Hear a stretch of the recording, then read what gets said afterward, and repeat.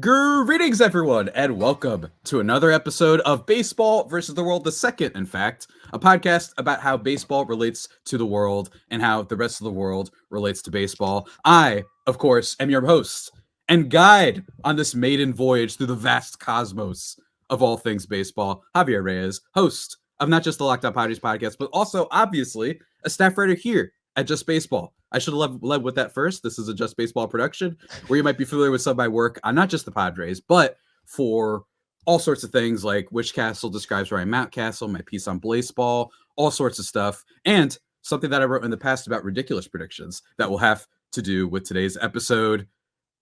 And I'm not the only one, of course. Always a guest on every episode. I am being joined by a man, a fellow, a lad of many different talents. You might be familiar with his work previously over at Around the Foghorn. He currently also does some coverage of the San Francisco 49ers and Golden State Warriors over at SB Nation. He's also written for Baseball Pro, what is that called? Baseball Prospectus, and SFGate. This is a really cruddy intro to start, but still, Marc Delucchi, sir, friend, how you doing? I'm doing fantastic. I love you always forgetting to thank where your bread is buttered at the beginning of every podcast intro. I was like, oh wait, who's posting this? Crap. Just baseball. Sorry about that, guys. Absolutely. I've done that now on every single thing I've ever done. Absolutely horrendous. Whether it be Locked On Padres, whether it be this, it's been you gotta thank them, my man. Come on. Yeah, maybe that'll be my new bit. Forgetting who the heck employs me, I guess. Exactly. It's like this is my show. This is my network. I'm the new Pat McAfee. Yeah, exactly, man. Exactly. I'm the Aaron. I'm happy to be the Aaron Rodgers to your Pat McAfee. Oh, that would be great. That'd be great. We can't have the AJ Hawk because that'll just be standing and exactly. Not saying. Well, there is AJ Hawk. It's just he never speaks, so they don't need to show them on camera. We have a producer off screen, and he's our AJ Hawk right now. So there you go. Today's episode, guys, we're going to be talking about an article that I wrote last year called 10 Ridiculous Predictions for the 2023 MLB season. And I wrote it last year because you get this a lot. All right. By the time you guys are listening to this, it'll be Tuesday, April 2nd, and you will have already had baseball developed by now. So that's no problem. But these predictions are not about stats. These predictions are not about who will win or whatnot. It instead was me just being out of control. And just putting ridiculous ideas into the air. And Marc, today, not only are we going to go over this article and rate whether or not I was correct on any of these ridiculous predictions, and believe me, they were very ridiculous. He wasn't. Don't spoil it for the good folks. We will contest that, and I will try and get myself a 10th of a point if I need to be right. Look, I'm a narcissist. I'm a fairly generous grader. This is, you know what? This was my approach to grading is always like a C is actually okay. So I grade very harshly, but I feel like I also have. It's like, no, don't worry. It's a C's good, a C's average, and that's acceptable with my grading scale. So keep that in mind as we go into this. Don't let your ego take too many hits. It's a very liberal view. I appreciate it. But in all seriousness, we're going to be going over that and then go over our predictions for this upcoming season.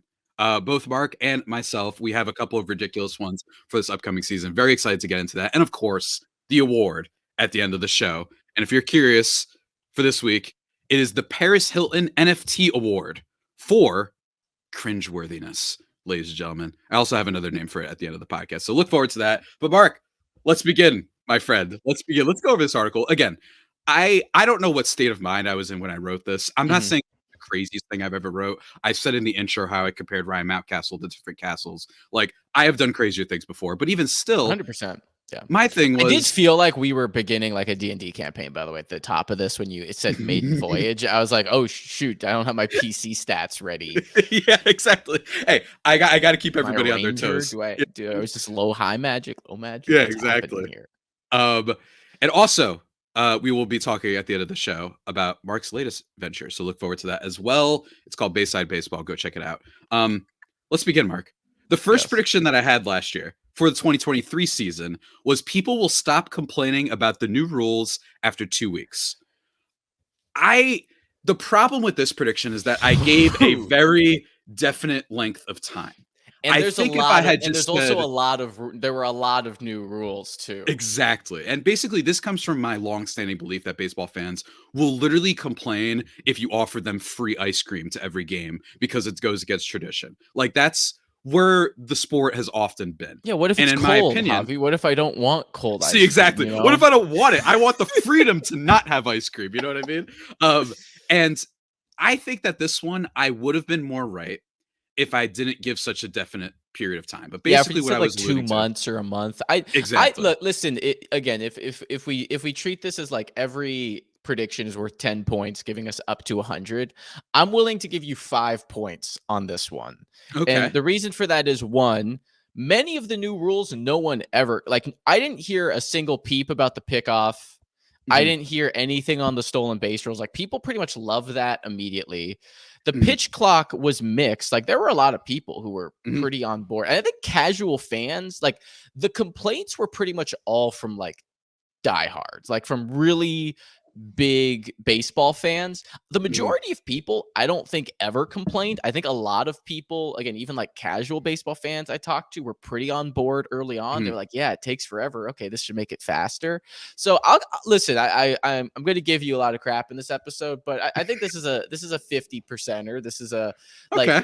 like the again, the 2 weeks was probably a bit too short because like pitch clock Hmm. complaints definitely lasted a bit longer than Exactly. Yeah. that. But also the players, right? Like so much of this is a Hmm. reflection of the players, right? Once players complain about a rule, fans are going to complain about it because there's fans of that player, there's fans of that team.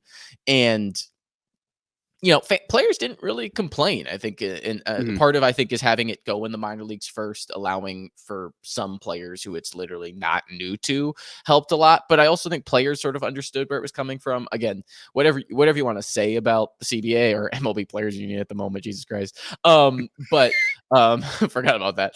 Yeah. But like players were on board of these committees that agreed to these rules. I think Hmm. again, whether or not the players liked the rules per se, the fact that they had some say in it, I think made them more willing, more accepting of the changes as well. So again, I think this is a 5 out of 10. Or this isn't. Did this happen? No, but a lot of Hmm. things around it did.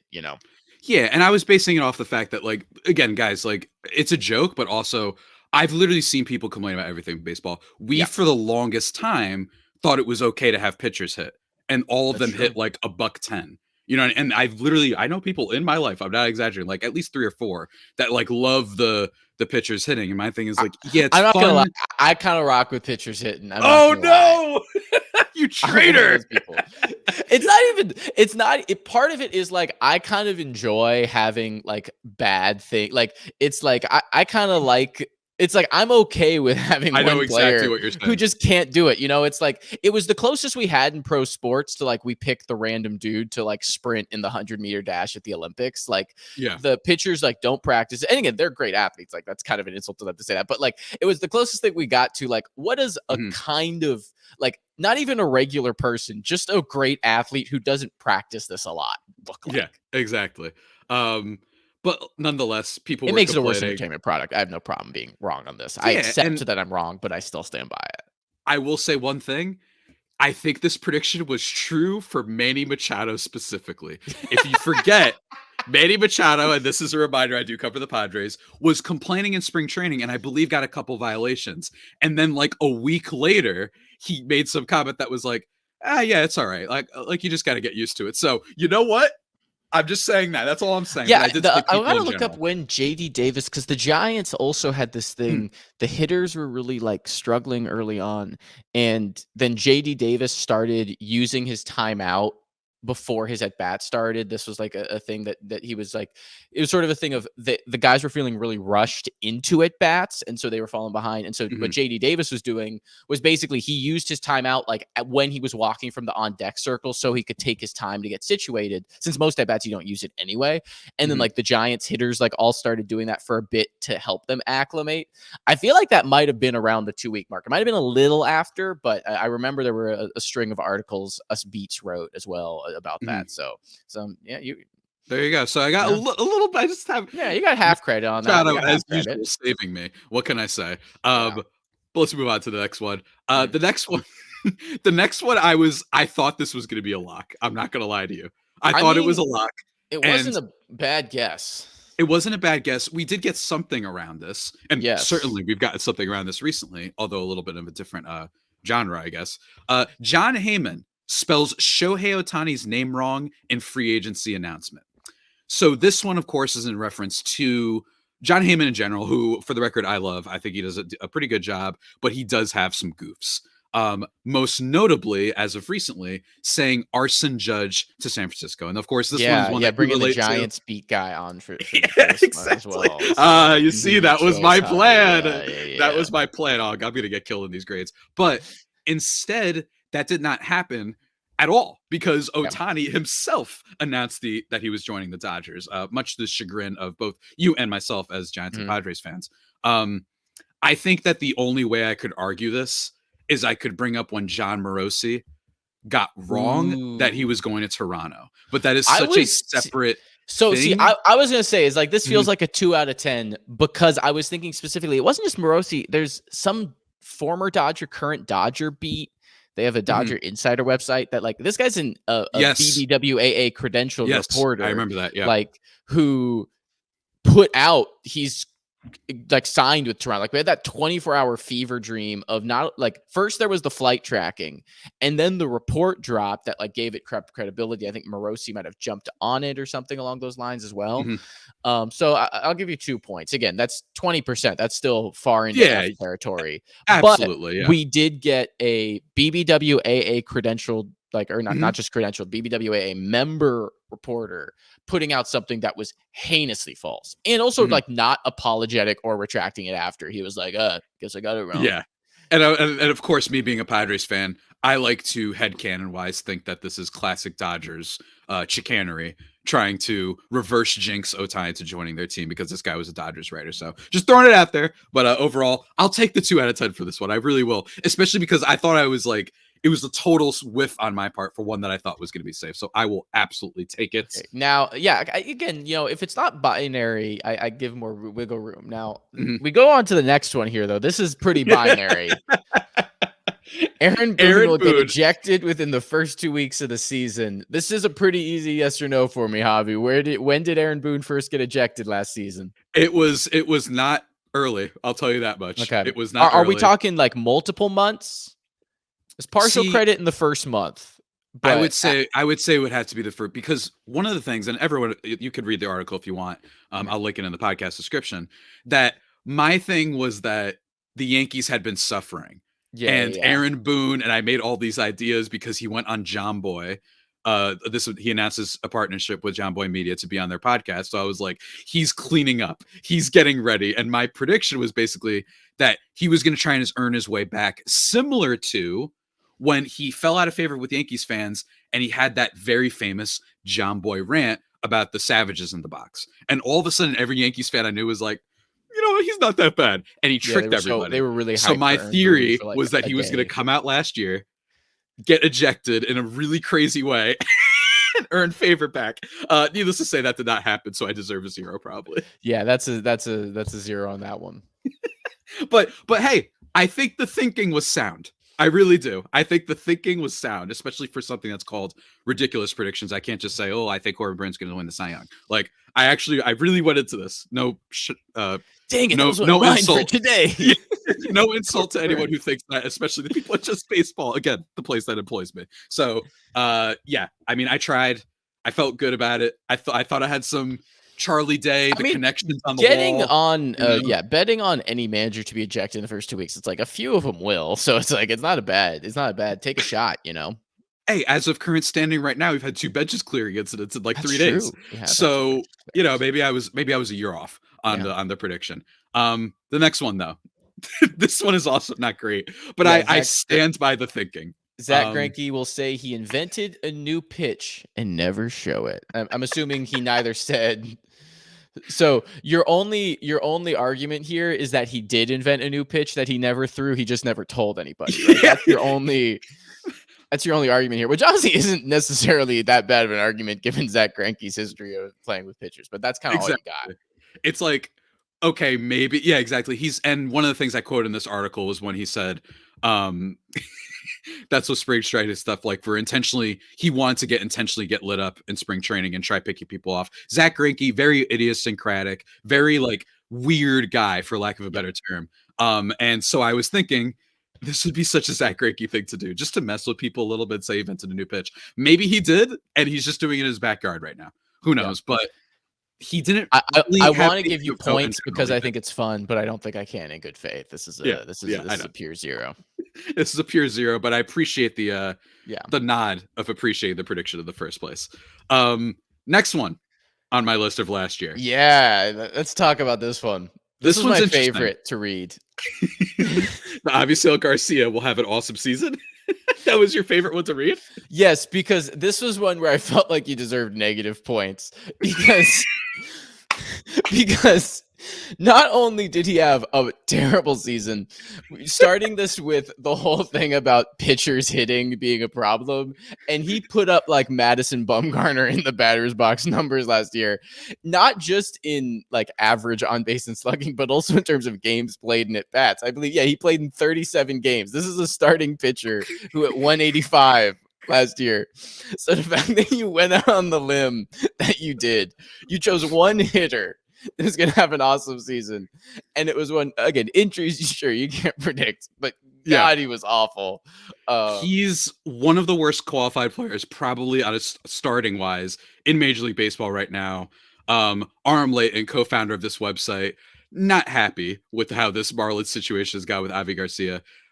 And I may or may not be bringing back this bit for predictions for 2024, which is that I will predict every year, like I'm Pablo Torre of ESPN, picking the 16th seed over the one. I think you have to re-raise where you have to like, it has to be like go from like awesome season to like all-star to be like MVP, like all Gold Glove. Like it has to just, you have to get more and more extreme with it. You can't predict just awesome season. It has to be like 30-30 campaign, like 50. True, 30-30, all-star Gold Glove, stuff like it. Yeah, like I might be with you on that. Yeah. All-star Silver Slugger. Then next year it's MVP. Then the year after it's like exactly.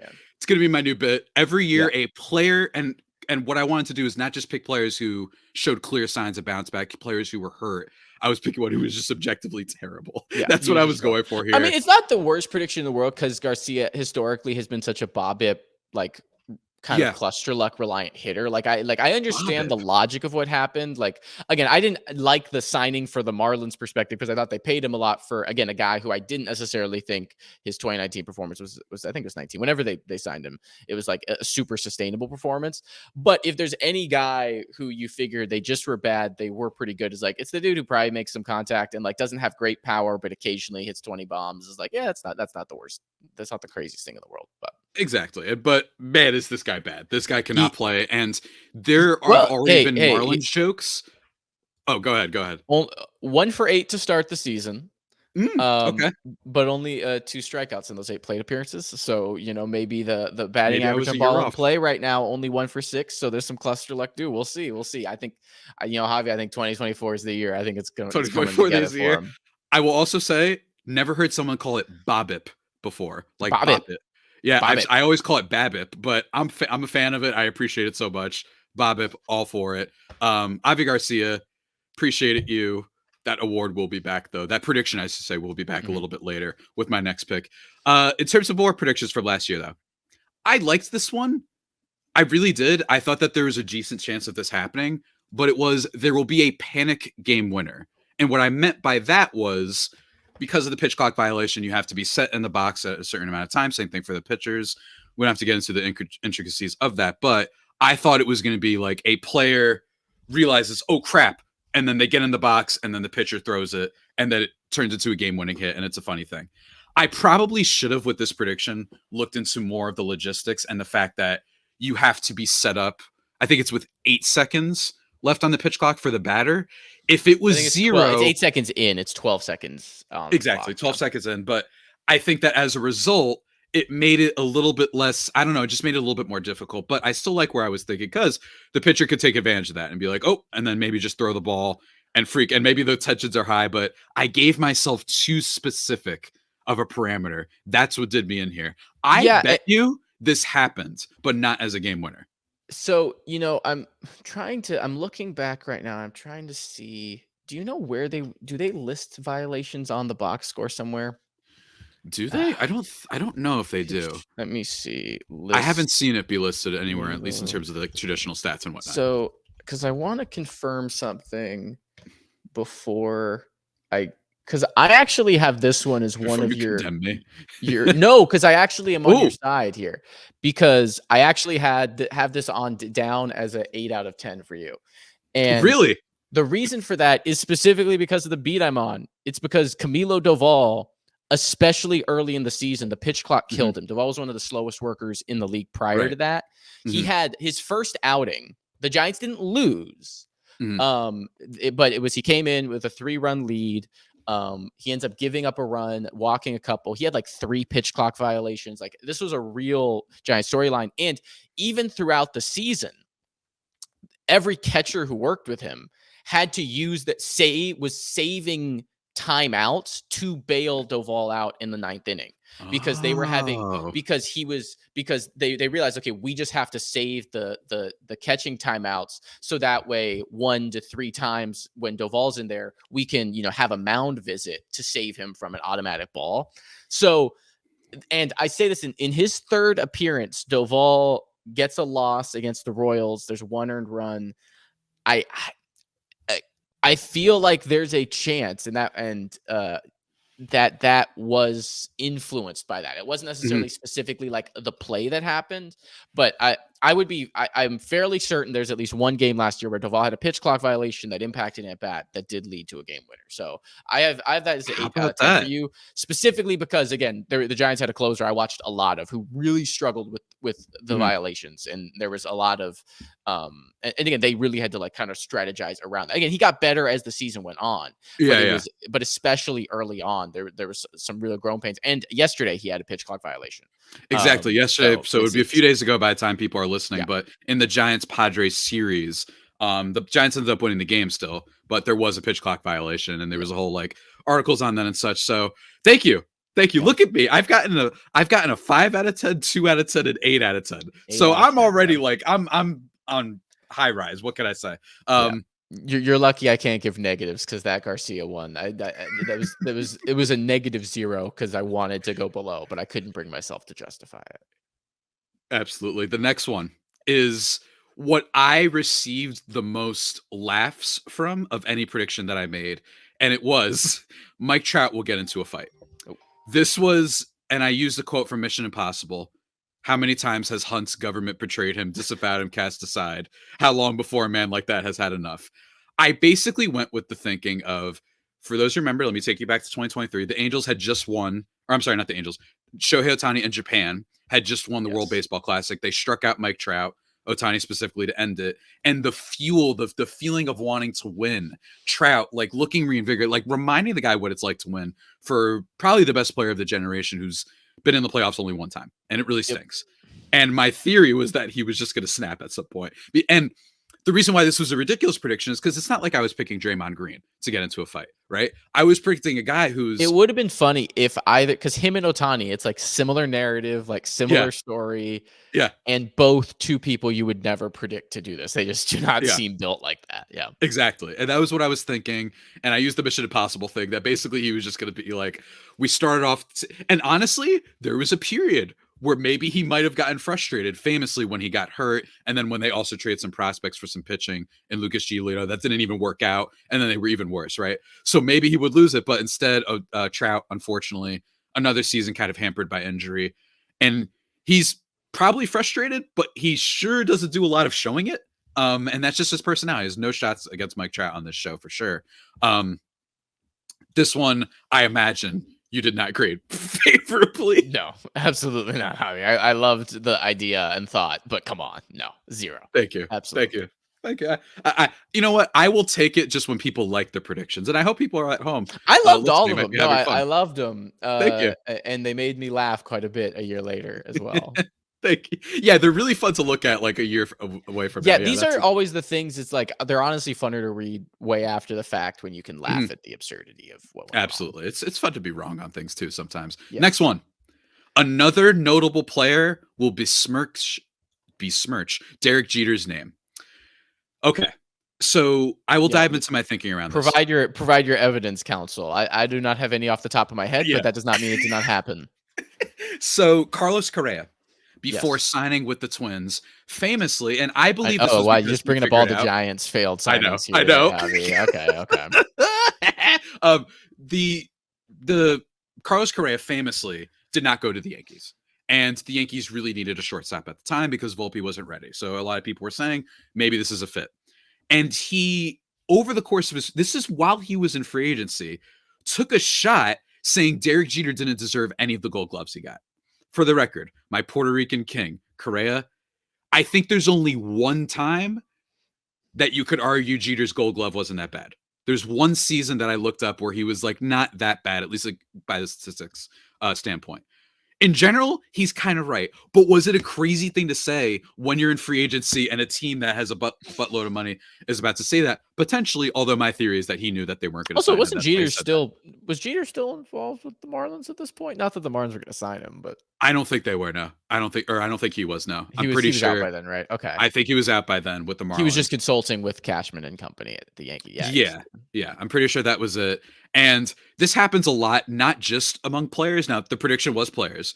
If I made it regular people, this would be a 10 out of 10, but it would be every easy. Day, just because on Twitter, one of the most tired takes in the baseball community is that Derek Jeter is overrated. For the record, I don't think he is. I think that that's from people who are boring and lame, and it's not as bad as certain person. You're really making me want to say that Derek Jeter is overrated right now. Oh, I know. I see it. I see it building up in you right now. And this site, we're guilty of ridiculous takes too. Ryan Finkelstein. Yeah, I'm looking at you, bud, managing editor for the site, calling Ichiro Suzuki overrated. That's right. So that's a wild take. That is wild. That is wild. It's insane, right? So 4,000 hits in between Japan and MLB. Oh, he got bad when he was 36, Mark. So it's like, what are we doing here? I think that with this prediction, I was just betting on more people taking shots at him. Maybe the Marlins players would take shots. I think because he was kind of out of the zeitgeist because he was kind of phased out with the because of the way he left the Marlins. I feel like that's kind of part of the story here. Is like part of the reason it came up is because he was sort of relevant again in a weird way. And he was documentary. I also don't think the Captain documentary. I also don't think it's insignificant that he was running an organization that players hate because they don't pay people, and obviously that isn't necessarily on Jeter per se. He wasn't the one necessarily running the books fully, although maybe. But I can see a level too of where I mean, in a similar way to I can imagine current NBA players having some perhaps incorrect thoughts on Michael Jordan simply because of resentment for how bad that organization is run in Charlotte, right? Like I could see some levels of that seeping in. I think so. Here's my take: is I think Jeter is overrated in the way that a lot of Yankees get overrated. I don't think I think there is a weird Jeter. I don't think Jeter is distinctly overrated in that makes sense because I do think exactly. Jeter is it's that's the Hall of Fame vote where everyone's going. It's look, Willie Mays wasn't anonymous, unanimous. Come on, guys. The only one ever is Mariano Rivera. Yeah, exactly. So it's and again, you could make an argument that Rivera being the only unanimous one is kind of a overrated compared to the other guys who aren't. Exactly. I don't. Hank Aaron, Roberto Clemente. Jackie Robinson. There's too many other great players. Babe Ruth. You know what I mean? It's just insane to say that Rivera is the only one. But I agree. What's funny for me about the Jeter discourse is that no Red Sox fans really ever say that because they experienced it. Point. They experienced it. Point. Orioles fans are the ones that actually bring it up more because they had Ripken. And they never faced the Yankees really all too much in the playoffs, so they didn't see what everybody else said. Jeter is the product of one. The defense wasn't good. That is objectively true. We have a lot of statistics on it. And could he have been better if he was privy to more analytics? Maybe. That's an argument that I've heard before from Yankees fans. But even still, he wasn't a good defender, and I also really think it's the thing of we really struggle. I think we really struggle with and particularly because he was of the era of the Royd era. I think in general, it's always difficult what to make of undeniable Hall of Fame hitters who are 15 home run hitters a season types. You know what I mean? Like, I feel like Rod Carew kind of gets like shortchanged in historical conversations for similar reasons. You know, like it's just like big home run numbers. And again, Jeter's playing alongside the peak of steroids, right? Where you're getting 40 homers, 50 homers from players pretty consistently. So I think that's another part of it too. As you look back, it's like, and as we've I think, you know, as we've de-emphasized batting average as well, right, which was such a key thing that Jeter did. And again, I think it's kind of come back in the discourse, right, where it's like, well, okay, there's not no value to people who consistently hit for high average, right? But I think that also played into it. Sort of the way Moneyball also like played a role in a lot of like up and coming journalists, a lot of up and coming media members who hated the Yankees. That will be a future they topic bought on into the show, Moneyball and bring me back to Rip Moneyball, please. We'll tear it apart. We'll see. That will be a future topic on this show. Stay tuned. Very fun one on Moneyball. But yeah, so basically, I predicted a player, just to bring it back around, that would besmirch Jeter's name. I imagine it happens all the time with the baseball community. Again, it is something that I will debate, but it did not happen. So this is a zero. Yeah. This did not happen. I do appreciate my own Photoshop that I put on this one. That was pretty good. That was pretty good. Thank you. Shout out to Kitty Pryde from Marvel Comics, the GOAT. Next one, Mark. This one I actually thought of while I was writing the article. Steve Cohen. And you know what? You should have left it in your head. Sometimes you get a thought and you gotta let it go. Exactly. My man. It's like you were struggling for predictions. I know the writer's block that was hitting you at this moment when this one made it into the draft. Do you know like the Cowboy Bebop meme that's like, you shouldn't have posted that? I don't know if you've seen that one. Everyone look up like, you shouldn't have posted that if you're curious. If you're an anime Bebop fan as myself, I predicted Steve Cameo will have a cameo in an upcoming movie. To be clear, Steve Cohen, not Steve Cameo, owner of Steve Cohen will have a cameo in an upcoming movie. My thinking was he bought a Super Bowl commercial. He was sending out season tickets in like it wasn't what crazy. What can be described as the Ark of the Covenant. Yeah, and it literally played like a video. And my thing was, this guy wants to He's go also all in the way. New York, right? Like in New York, exactly. So my thing was connections there. Maybe there's some Hollywood connections. He would just pop up and then go viral in another way.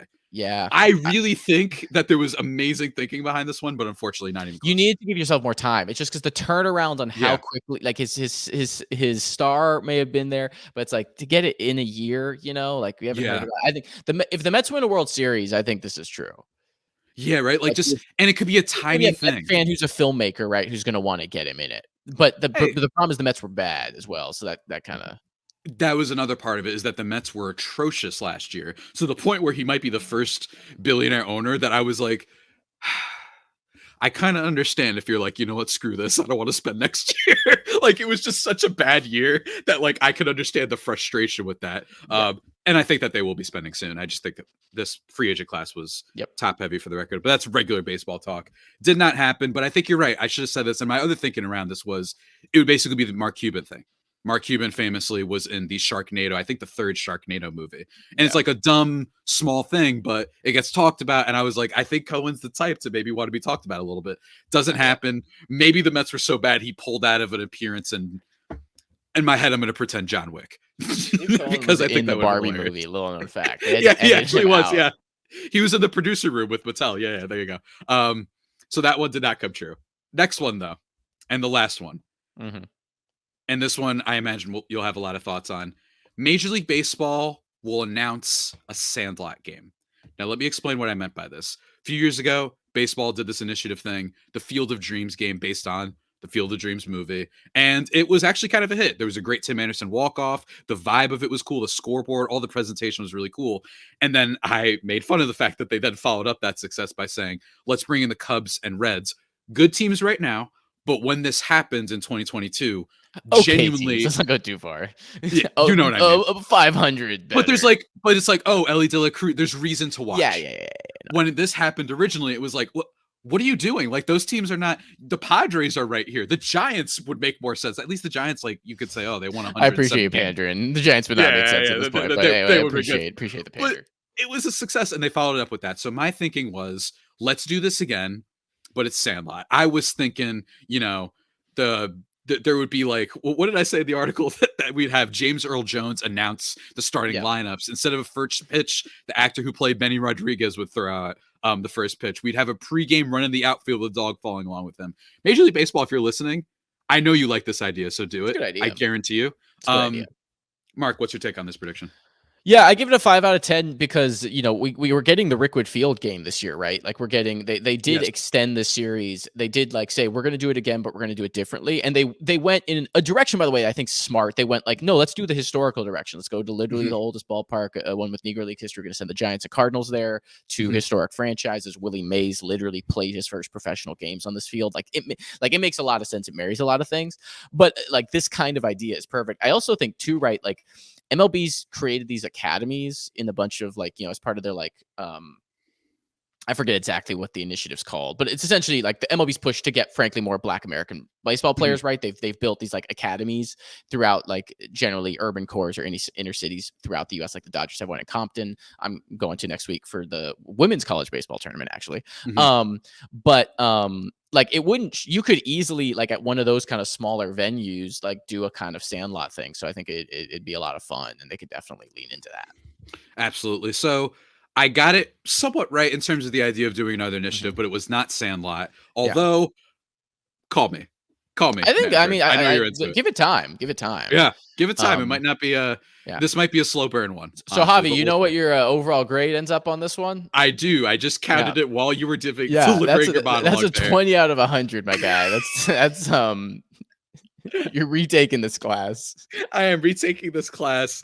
Not the best, not my best work. I may or may not have received this similar grade in one of my college classes in something. No, I'm just kidding. It was actually middle school. But hey, what can I say? You win some, you lose some. And the words of the great Pink Floyd from Dazed and Confused. And certainly much different context, by the way. So that was not the best reference to make. But Mark, you're going to be taking this class with me. That's right. Because we're doing 2024 ridiculous predictions. We're back at it. And I'll be honest, a lot harder for me this year. The ones that I wrote about last year just came to me quickly. I think that there's a chance some of them come true again, like the Steve Cohen one, like the Jeter one. I have a couple. Yeah, I'll say, and it may not be in good form. There's a couple that are definitely in spirit of last year's. There's a couple that are more like they're baseball-y, but I think that they are like as out there and no one's going to agree with me that they can cross over as being absurd enough to be acceptable in this context. It's kind of where totally fair, but you know what? Let's just do it. Let's just see what happens. We'll grade each other's ideas. I mean, not grade in an official way, obviously, they're predictions for this year, but here we go. Yeah. Mark, how about since I've been talking and I'm the host, how about you since you're the guest? That's how these things work. Give us one of your predictions for the 2024 season. Yeah, I'm predicting, and I feel pretty good about this one. Okay. Is that because we kind of already have done the first part. We will forget about the uniforms until a tragic moment.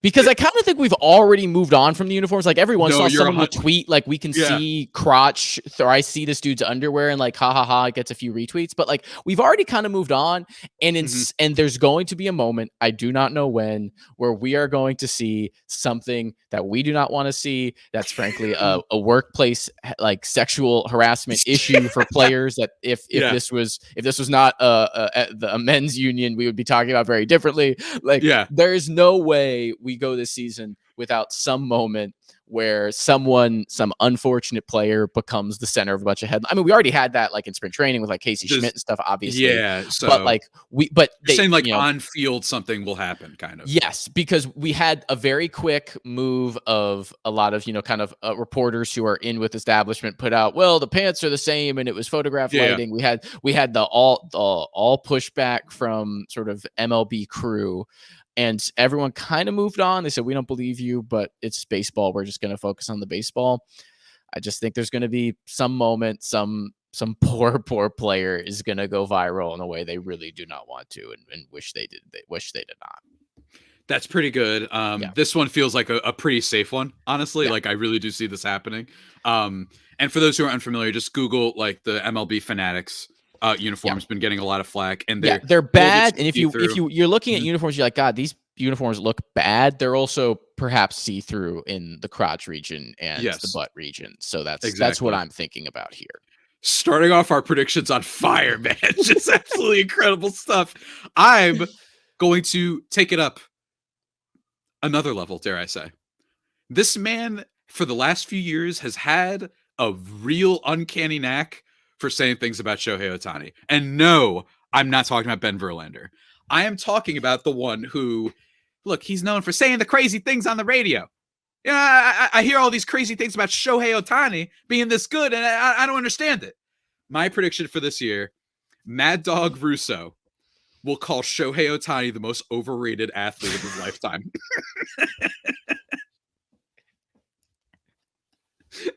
That is my prediction. He doesn't know the candle to Duke Snyder. Yeah, exactly. Now, is this one? Look, I play the game. I play the field. You know what I mean? I'm adding some strategy.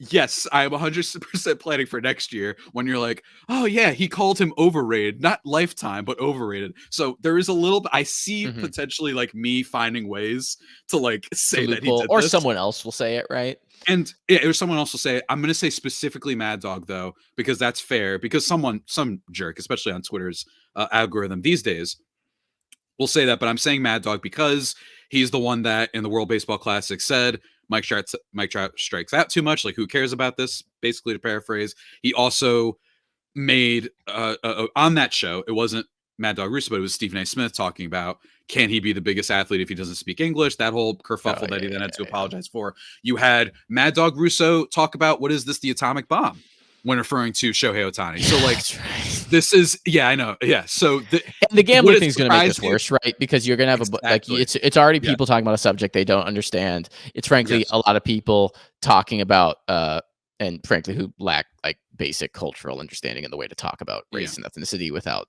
saying something problematic. And then we have now gambling on top of it and this whole thing. Yeah, it's not a bad bet that people are also going to take this scandal and now make it define Ohtani the player in a way that doesn't really make any sense, because that's just how these things tend to go. They tend to get conflated in 30-second conversations. So no, it's good. It's decent. In sync on the water drink. Look at that, Javi. I know, that was beautiful. That was beautiful. Mark, speaking of in sync, what you got next? The A's are going to reach an agreement to play in Sacramento moving forward after the lease extends. A two-parter, but they will never play a home game in Las Vegas. I still believe the A's are never going to get to Vegas. I think there's a chance NBC Sports Bay Area can blow this up if they say Sac, because Oakland actually today made an offer to the A's to extend the lease in Oakland. That makes the most sense. If NBC Sports says Sacramento doesn't count as the Bay Area, there's TV rights incentives. The A's probably stay in Oakland. I think NBC Sports is going to give a middle finger to Oakland like everyone else has been in sports and sports media. I think the A's are going to play in Sacramento to avoid the Oakland stuff. But I think they are literally going to end up a baseball team, an MLB team without a home, because by the time their lease ends in Sacramento, Vegas will have fallen apart and they will have pretty much nowhere to go that wants them. That's my long form prediction. So short term, by this time next year, the A's will be set to be playing in Sacramento in the intermediate period.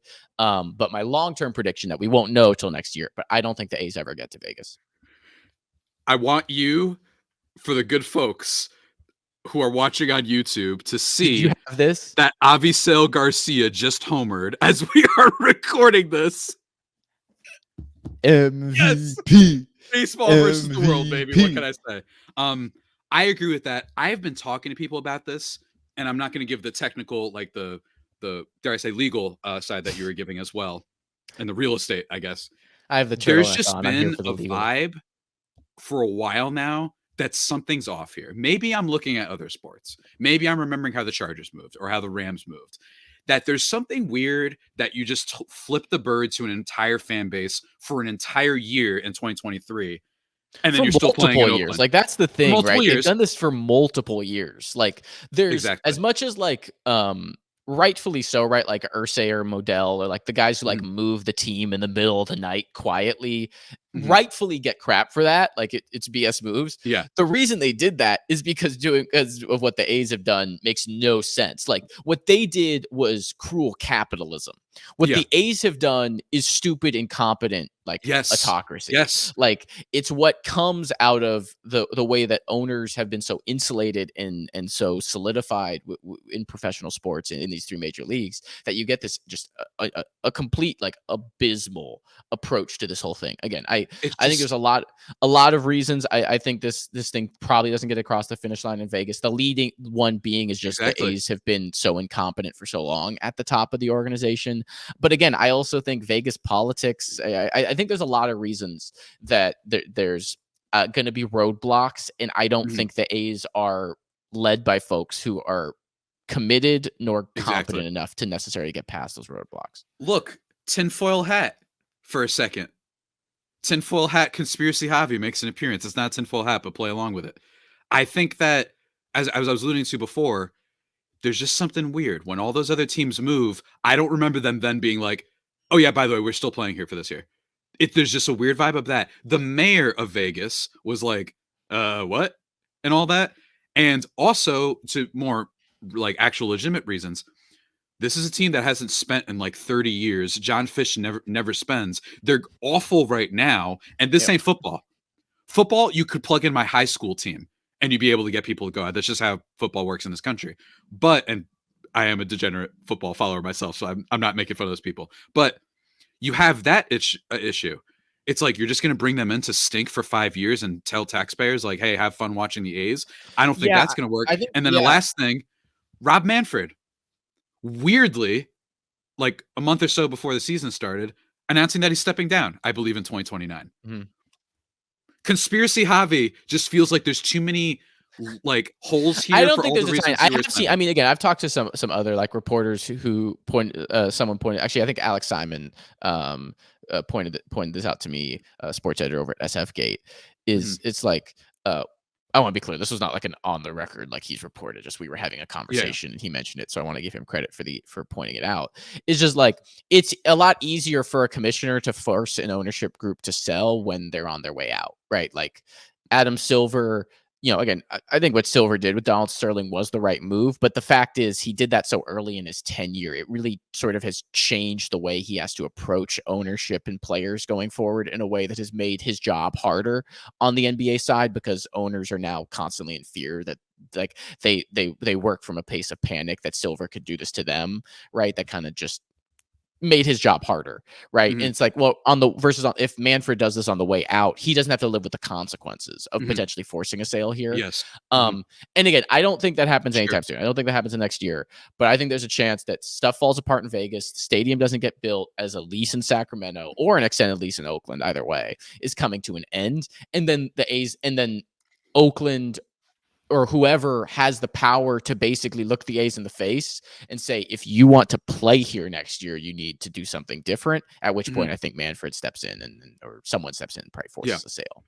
It's just not lined up. It just doesn't make any sense that we're just like, all right, they're just going to play in Oakland. And so that's weird. I like that prediction a lot. Not as ridiculous. That was just dare I say that could have gone in a regular bolded predictions article. I got my eye on you. I got my eye on you. The Sacramento part is fairly boilerplate. I'll give you the adding the. I don't think they play a game in Vegas. And to be fair, you can look this. I've been saying this for close to a year. Like I realized more recently, there's been trends in this direction. I bought this stock low. Okay, I've been saying for a long time that they're never going to get to Vegas. So give me this one, Javi. All right, fair enough. My next prediction, though, to move on, Jurickson Profar will have a smile so powerful it destroys the moon. No, I'm kidding. But shouts to Jurickson Profar. I love that too. So on board with that. That was beautiful, Javi. That's beautiful. Thank you. It destroys the moon. What can I say? What can I say? Relinquish it. In honor of the 2023 award for Avisel Garcia, I don't know what to name this award. I'm going to think about it. But it's basically just a objectively bad player that I am predicting to be good. Okay. I'm going with, I praised Carlos Correa before. I'm going with Javier Baez. of the Detroit Tigers. I thought you were gonna give me Carlos Correa, and I was all on board, and then you gave me Javier. No, because Correa, I believe too much that Correa will. I feel like there's a genuine thing that he will. Javier Baez, for those who don't know, one of the more slandered players in baseball. He's not, doesn't seem to be a jerk by anything I've heard or anything like that, but because he just swings at everything. Mm-hmm. It's actually freaking incredible that he's still in the league with the fact that it's incredible he had as good a career as he did, right? 2 All-Star games in Chicago, like several seasons with an OPS north of 800 in this era with his good defense swing and miss.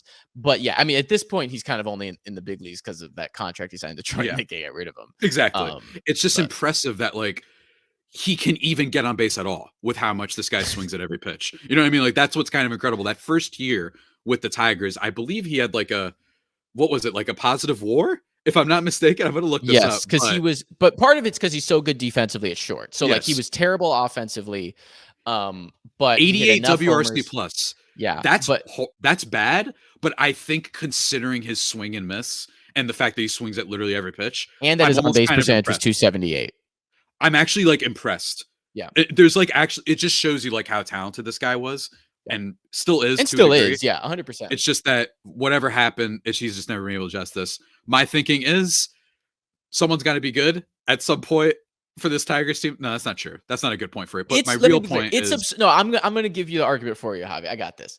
Okay. He's still really good defensively at shortstop, so that part's dealt with. We just need something offensively, and he's always had incredible power. All we need is for him to crush the ball 25 times, and it's a great season for him. He can hit 200, 180. But if he gets 25 bombs, that defense, that combo, that's a bounce back season. So I'm on board for that reason. Exactly. I thought Correa was a little bit too obvious. I was all for it. But for Baez, I'm thinking that. Plus, look, man, good team. The Tigers this year, potentially, maybe the vibes are a little bit better for this Tigers team. And also, it's shaping up to be probably the worst contract in the sport, if it isn't already. And he's Puerto Rican, so I hope that doesn't happen. So that's my thinking. You know what? Mark, we all want to be overpaid. Shout out, shout out to our king. Keep getting them checks, man. Mark, give the good folks your next prediction. Yeah, we've kind of reached the point where we're getting to my more baseball-y ones. I'm trying to see how I can consolidate these in a way that makes them better. I guess I'll do this one first. Leading up to the trade deadline, we are going to get the first legitimate Mike Trout trade rumors. He will not get traded at the deadline, but it will set up him getting traded next offseason. I see it too. I don't think his quote like shut the door. The one about how I won't leave there's something about it. I have to read it again, but there's something that some person probably made a comment on this. That's like, there was some technical language with the way he said it. They also had a team meeting in the first series of the season. Like they're just a bad team. You know what I mean? Like there's just, and again, like I want to be clear. Like I don't necessarily even think he forces his way out. Like maybe he does. That's right? my thinking. I think my thinking is that it won't be him. And that's why he said, I won't do it. But like ownership, maybe I think they might just finally kind of come to him on that front. Now, again, Artie Moreno's such a wild card in this, and Trout is really the only sellable thing they have at this moment. Yes. But I think we're going to start getting. You don't think nihilistic Anthony Rendon or whatever, apathetic Anthony Rendon? That should have been your prediction. Will be good. That should have been. He becomes a full nihilist. That would have been actually. Wait, screw it. That's my next prediction. Anthony Rendon will be like a full blown nihilist. I think I'd love for Rendon to have a bounce back. That'd be fun. But no, I think agreed. Yeah, I think it'd be fun. I think Trout is times under. And again, this is probably just more bold prediction than super crazy given how things have gone. But I don't think Trout is an angel by this time next year. Totally fair. Getting them easy points potentially. Exactly. No problem with me though. My next one, a little bit. I'm gonna throw an easy one myself. Why not? Yeah. This Yankees team, this New York Yankees team for 2024 will have the most. And granted, this is a little bit more esoteric. It's a little bit open for interpretation. The most personality of any of their teams since 2009. I swear on everything I own. I think so. I did this before the season started, but for people who have been watching, they have been playing this series in Houston like it's a playoff series. Now, it's because it's Houston. That's kind of been the monkey on their back for a while. But even still, I love that. Oswaldo Cabrera, Marcus Stroman, Juan Soto. Those guys have more personality. And I'm not trying to make fun of any of their players. I don't think it's a bad thing to not be this flamboyant Tatis type guy. I'm just saying the Yankees are usually kind of boring when it comes to that stuff. I think all those players combined, I think it's going to elevate people like Judge. I think Alex Verdugo is going to be fun for them.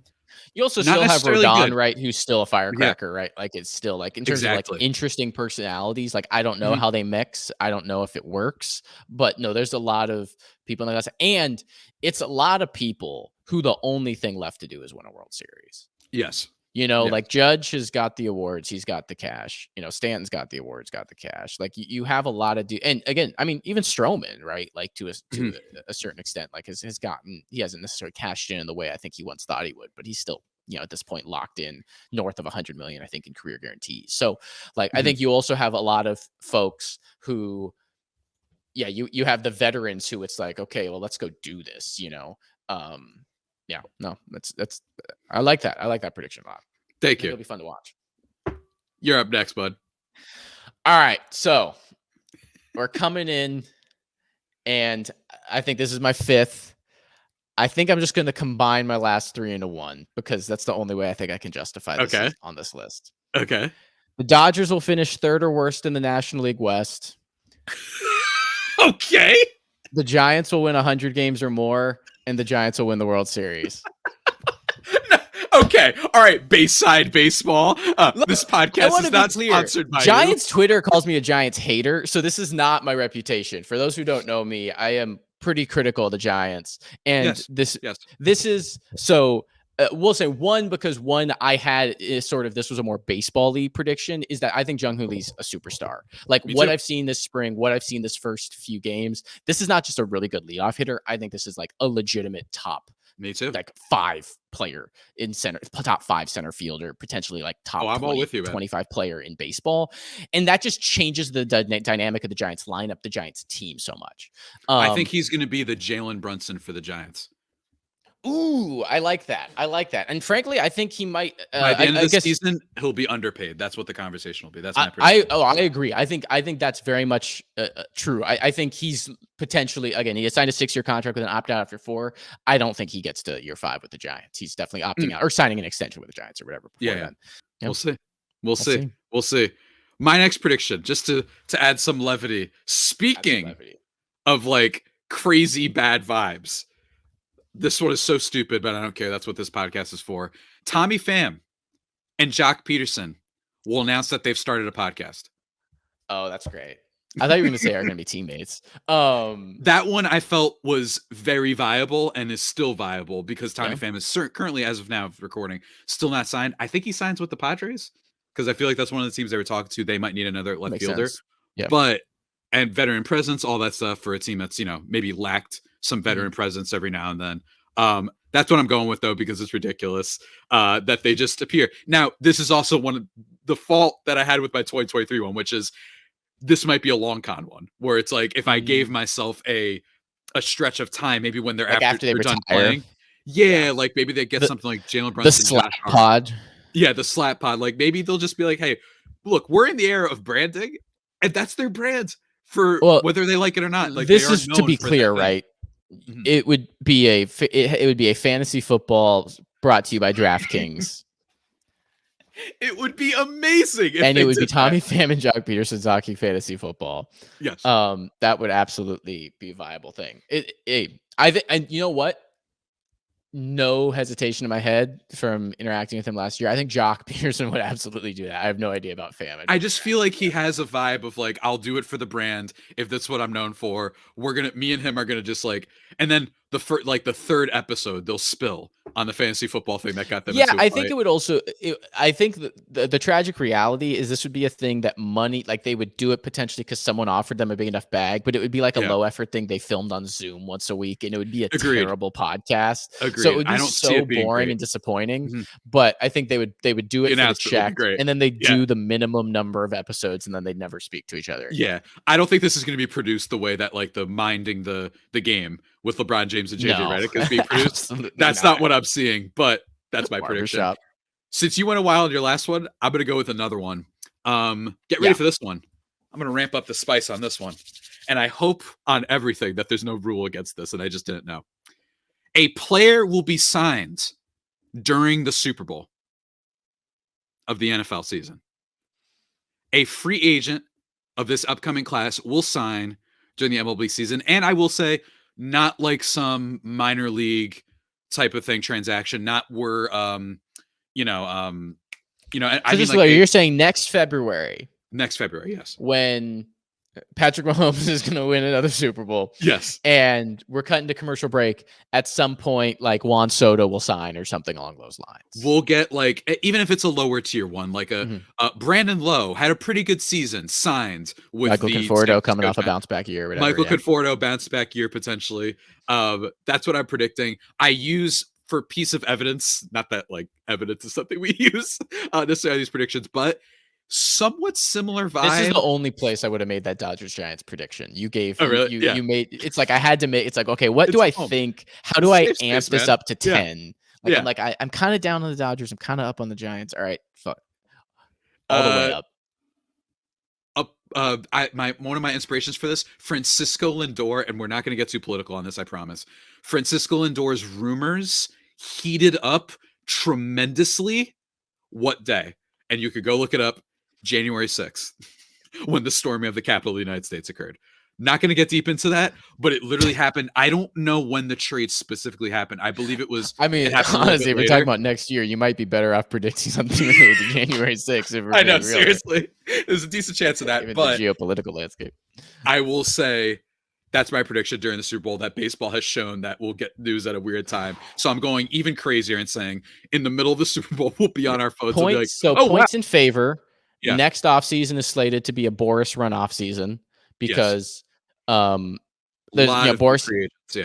is getting a lot of heat right now. Boris had undeniably an offseason where he didn't get his top clients, big contracts. Yep. I'm gonna say, actually, you just gave me my next bold prediction. Let's toss it back to me. Let's toss it back to you. Go for it. There's gonna no one like. This won't actually happen, or people won't do it, but a lot of people are going to owe Scott Boras an apology next winter, because I think a lot of people who are being highly critical of how poorly this offseason went for him, which again, to be clear, I don't disagree with. Like, I'm not saying he performed well this winter and people are like not seeing the real truth. Like, no, it didn't go the way he went. He aimed high. It didn't work out. But I think he's in position for a lot of dudes. Like, I think back a lot to Carlos Correa, actually, someone who's getting a lot of airtime on this pod, even though we aren't even though we aren't doing any prediction related to him. But a Boris client who, after when he became a free agent the first time with the Astros, not when he had the Mets and the Giants, it was a deep shortstop class, and it was Seager, there was Simeon, there was a bunch of dudes, and Boris wanted him, essentially treated him as the top dog. Waited out the market, didn't get it because all the other teams spent on shortstops. No one was left willing to spend. So he signs a 3-year deal with an opt-out with Minnesota. Has a perfectly fine year, hits the market again. And everyone's ripping him for this. Like, Correa should have got 150, he should have got 200. The next year, he's a failed physical away from 350 guaranteed with the Giants. Another failed physical away from 300 guaranteed from the Mets. And after two failed physicals, still gets 200 fully guaranteed from the Twins. So, I think the one thing I'll say is every one of Boris's free agents, the reason teams weren't willing to meet his asking prices is there are big questions. Bellinger had one good year after 2 abysmal years. Chapman has had a downward offensive trajectory the last few years since he was traded, especially since he was traded from Oakland. Snell, the durability, he has never put back-to-back elite seasons together, right? Okay, well, again, I'm not saying all those guys are going to hit. Like, some dudes probably would have been better off taking 90, 100 million. Like, Matt Chapman might have been better off taking it. But I think Matt Chapman's in a good position to have a bounce back, have a good year with the Giants. I think, again, Blake Snell is going to pitch in San Francisco, right? If he has a 3.3 ERA and throws 180 innings, right? All of a sudden he's getting $200 million from someone, probably, right? Like Cody Bellinger, if he has another good year, someone's giving him 150 to 200. So Boris strikes back. I think that's Baseball a Wars very episode good 2. likely. I mean, Boris again, Strikes Back. another Boris Yeah. client who, like, again, I'm mentioning he's off to a hot start this season, but like, Mhm.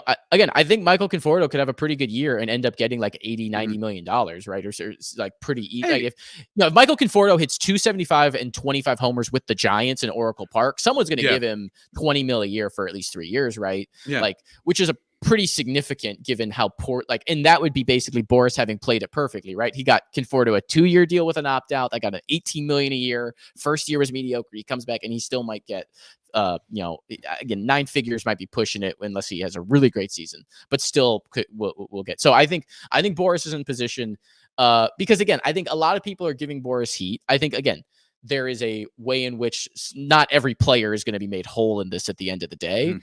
But if you sign with Boris, you're signing with Boris because you're trying to bet on yourself, right? Yeah. Like, like players It's not know like guys the don't know agents. this. Yeah. Yeah, exactly. And like, again, some players aren't going to make the money back, but some are. And also, Jung Ho Lee got a pretty good, decent contract for someone who hasn't played in Major League Baseball before. After the record for KBO was Ha-Sung Kim a few years ago at 4 years, 28 million. Exactly. Boris got Lee north of 100 million guaranteed. Exactly. So like, I don't think Boris, I know he's on the washed watch for a lot of people, but me personally, I've been hearing criticism of Boris from when it wasn't that, he wasn't getting his players enough money. It was people being like, wow, he's annoying to deal with. And don't forget, his job. Who is the best free agent next offseason? Wait, actually, who is it? Because there's a lot Juan of Soto. free agents. Oh, duh. Yeah, and okay, who is he represented by? Yeah. Scott Boris. Like, and also the Yankees, this is like a hybrid, like an add-on to your prediction. It's already been so much fun. I already said all the personality. The fans are going to go rabid, and I do think that they're going to pressure the Yankees to open up their pocketbook, which they have endless supply of money. They're Apple when it comes to Major League pro teams. So I think full circle. Look at us, podcast professionals. Yeah, exactly. The reason I think you're actually in a good spot that something could break by the Super Bowl is I think there's going to be a lot of Boris clients at the top of the market, which means it'll move slower, which means February comes Super Bowl time. Not out of the question that a Soto could still be out there, or even, again, a Matt Chapman, a Michael Conforto, or Paul Goldschmidt. Pete Alonso. That's right. Max Fried, Corbin Burns. There's a lot of free agents this next year, guys. So I'm sticking at that one. But to get a little bit silly for a second, this next one is during a marquee game. Maybe that's one of the new, maybe it could have been during the Soul Series, which actually would have made sense for this prediction that I'm going to get to in a second. Could be the old stadiums, whatever. It could just be a whatever it is. Maybe they'll announce something. They've already announced a collaboration with One Piece, one of my favorite things in the world, for the Red Sox. My old prediction is a new Mario baseball game will be announced during a marquee game this year. There's a lot greater chance that this would be announced like not during a game, because that's just how it works. But I'm saying screw it. Japan, obviously big on baseball. We've had a couple Mario baseball games beforehand. Recently, they rebooted the Striker series, which is soccer. And a few years before that, they did the tennis.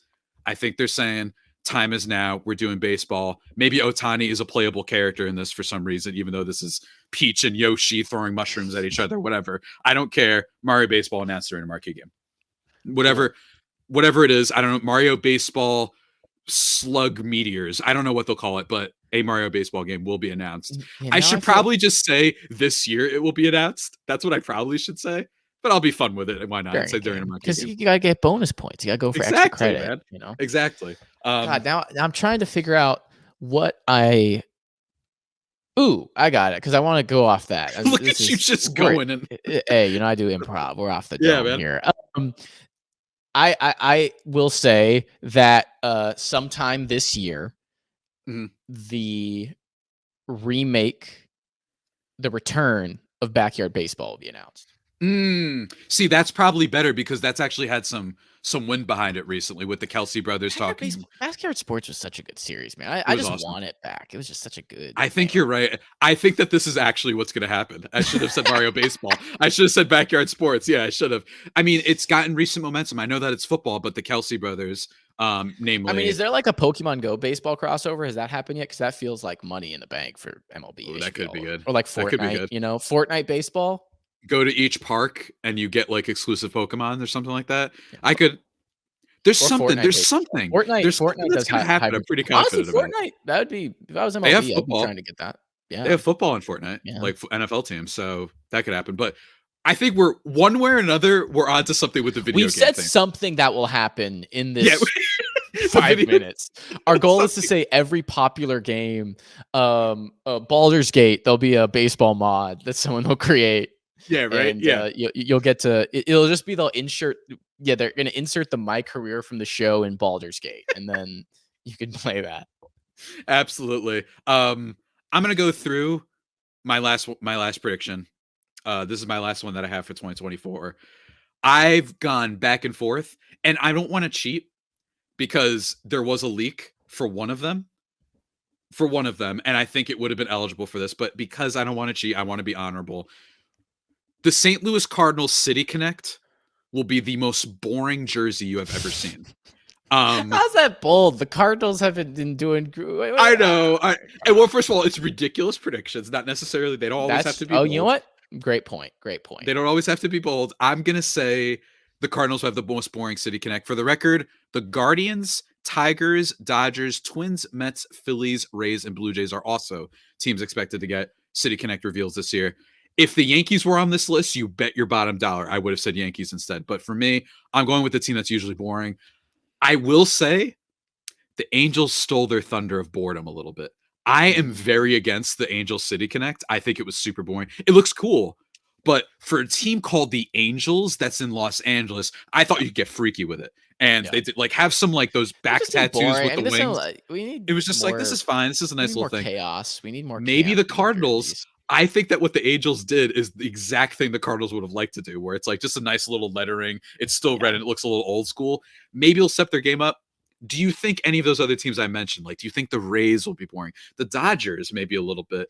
The Phillies, you know what, bold take, may or may not be the team that I saw the leak on. You know what? I'm gonna say it right now.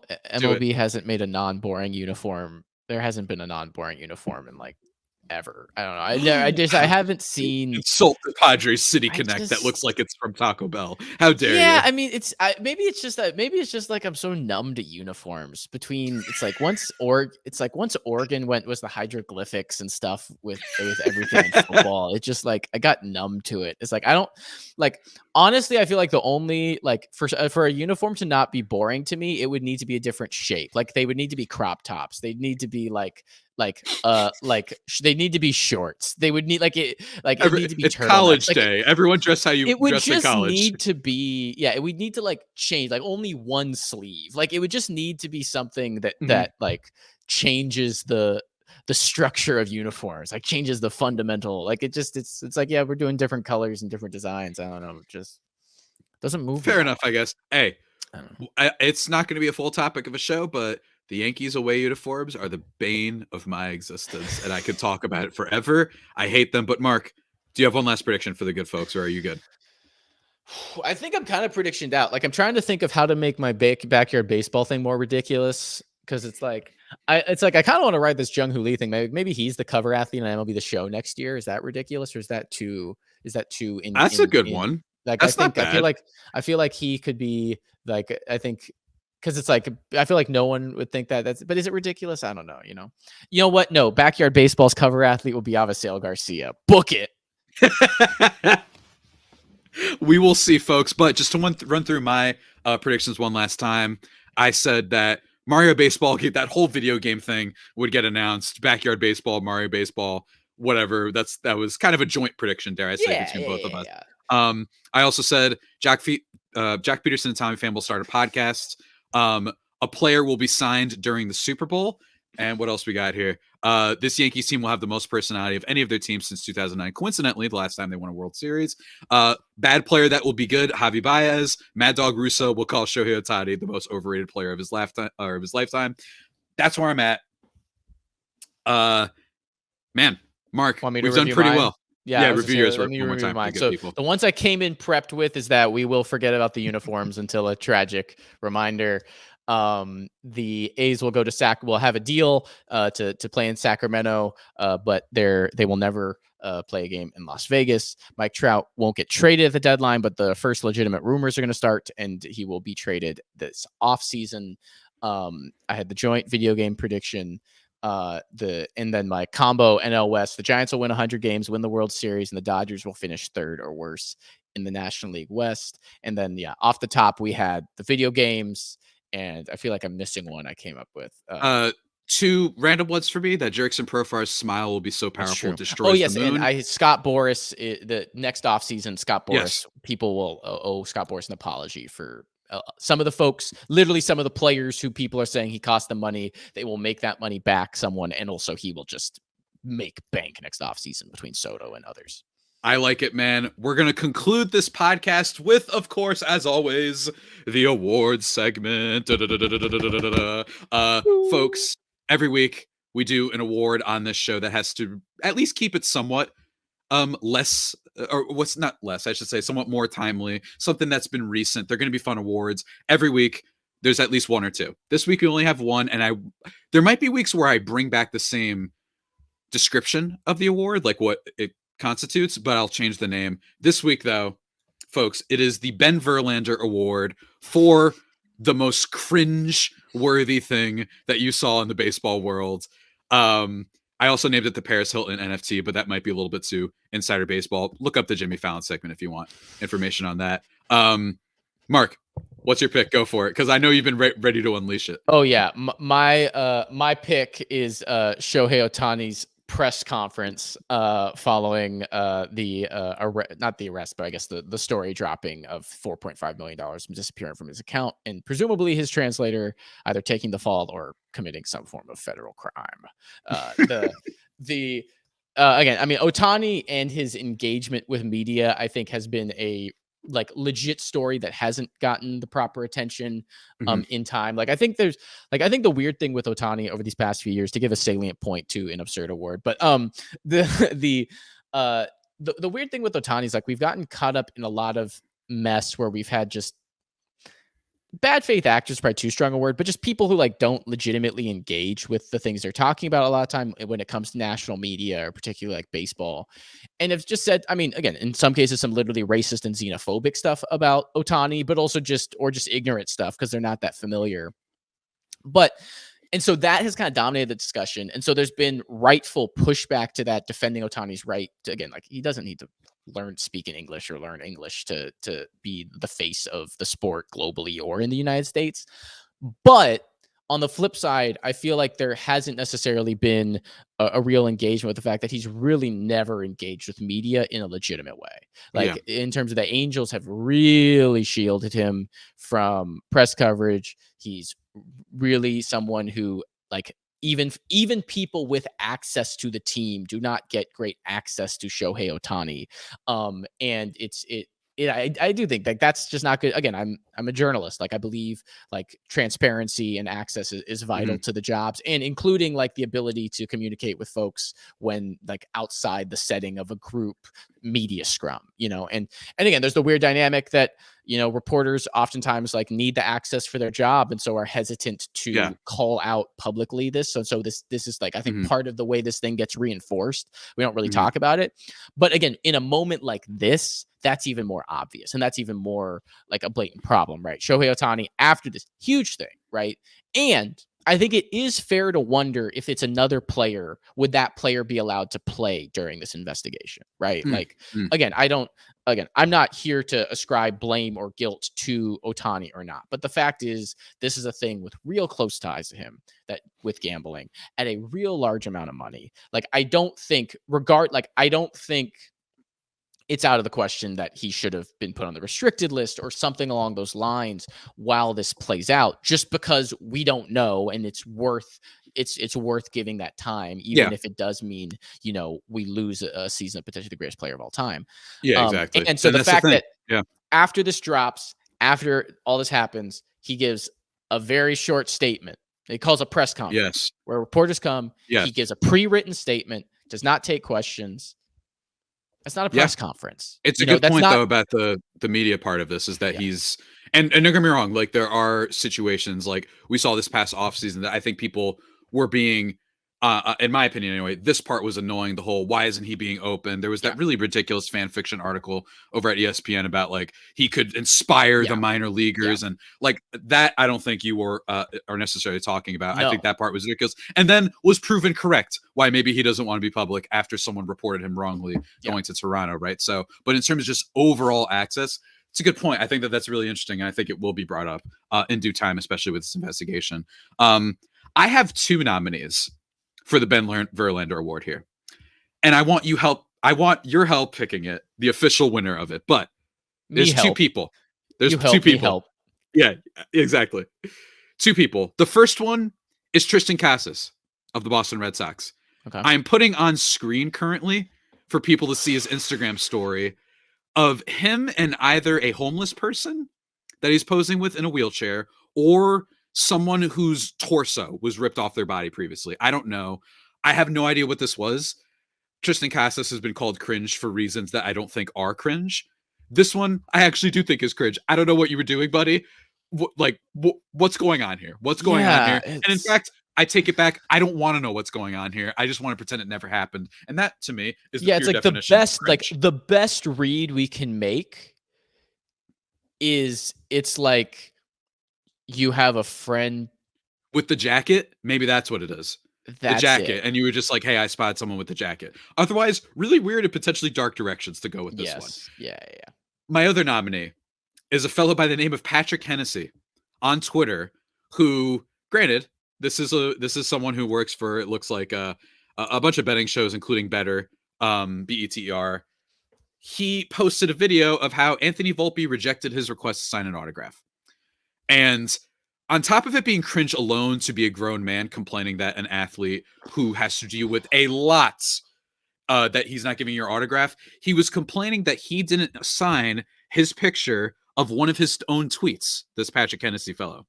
And his tweet was him complaining that Volpe was basically, to paraphrase the tweet, I don't have it in front of me right now, that he was complaining. I'm going to get the tweet right now. I want to be 100%. I hate unpopular opinion. Such a passion.